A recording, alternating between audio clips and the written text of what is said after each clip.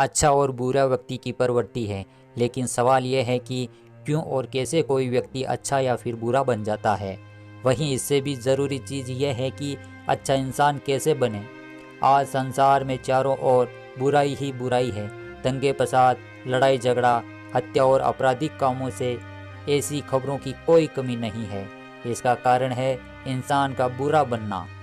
जब इंसान की प्रवृत्ति बुरी हो जाती है तो संसार भी बुराइयों से भर जाता है। गौतम बुद्ध की इस कहानी से जानेंगे क्यों कोई व्यक्ति बुरा बन जाता है और बुरे काम करने लगता है। साथ ही इस कहानी में जानेंगे कैसे बने अच्छा इंसान। एक गांव में एक शातिर चोर रहता था। पूरा गांव उस चोर के बारे में जानता था, लेकिन इसके बावजूद भी कोई उसे पकड़ नहीं पाया। उस शातिर चोर ने अपना संपूर्ण जीवन चोरी करने में लगा दिया। इतना ही नहीं, आसपास के गांव और नगर में भी इसी की बराबरी का कोई चोर नहीं था। चोर का एक बेटा था जिसे वह अपनी तरह शातिर चोर बनाना चाहता था। इसीलिए वह अपने बेटे से हमेशा कहता था कि कभी किसी साधु या सन्यासी के उपदेश को मत सुनना। यदि कोई कुछ कहे भी दे तो अपने कान को बंद कर लेना और वहां से भाग जाना। बचपन से ही उसका बेटा अपने पिता से इन्हीं बातों को सुना आ रहा था, जिस कारण ये बातें उसके मन में बैठ गई थी। ऐसे में बड़े होकर बेटा भी अपने पिता की तरह शातिर चोर बन गया। एक दिन उसे बड़ा लालच आया और वह राजा के महल में चोरी करने के उद्देश्य से जाने लगा। तभी रास्ते में लोगों की भीड़ नजर आई। चोर ने देखा कि लोग एक सन्यासी के चरणों में गिरकर उनका आशीर्वाद ले रहे हैं। वो सन्यासी गौतम बुद्ध थे। चोर साधु सन्यासी से दूर रहता था क्योंकि उसे अपने पिता से यही सीख मिली थी, लेकिन भगवान बुद्ध को देखकर वह उनकी ओर आकर्षित हो गया। इसका कारण यह है कि पहली बार उसे ऐसे तेजस्वी व्यक्ति के दर्शन हुए थे। अचानक उसे पिता की बात याद आ जाती है कि साधु सन्यासी से दूर रहना चाहिए। चोर असमस में रहता है कि वह सन्यासी के पास जाए या चोरी करने के लिए आगे बढ़ जाए। एकाएक उसके मन में यही आता है कि आखिर पिताजी क्यों साधु संतों से दूर रहने को कहते थे।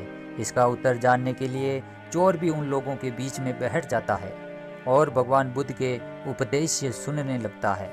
बुद्ध लोगों को झूठ बोलने की व्यर्थता और विश्वासघात करने के बारे में बताते हैं। उपदेश से समाप्त होने के बाद सभी लोग अपने अपने घर लौट जाते हैं और चोर भी चोरी करने के लिए महल की तरफ निकल जाता है। लेकिन पूरे रास्ते वह यही सोचता रहता है कि क्या एक बार उस सन्यासी के उपदेश में कही बातों को मान कर देखता हूँ। इस तरह से वह चोरी करने के लिए महल की दीवार से कूदने के बजाय महल के द्वार से अंदर जाता है। उसे देखकर महल के द्वारपाल उसे रोक लेते हैं और भीतर जाने का कारण पूछते हैं। चोर कहता है, मैं चोर हूँ और महल में चोरी करने जा रहा हूँ। द्वारपाल उसकी बातें सुनकर हंसने लगते हैं और कहते हैं, ज़रूर यह महल का सेवक या नौकर होगा, हमसे मजाक कर रहा है। यह सोचकर वह उसे महल के अंदर जाने देते हैं। महल में जाने के बाद चोर खजाना रखे तिजोरी के पास पहुंच जाता है और तिजोरी तोड़कर धन और आभूषण पोटली में भरकर भागने लगता है। तभी उसकी नज़र महल के रसोई पर पड़ती है। रात होने के कारण सभी सो रहे होते हैं और रसोई में कोई नहीं था। चोर को जोरदार भूख लग रही थी, इसीलिए वह रसोई में जाकर पेट भर खाना खा लेता है। इसके बावजूद चोर वहां से जाने लगता है।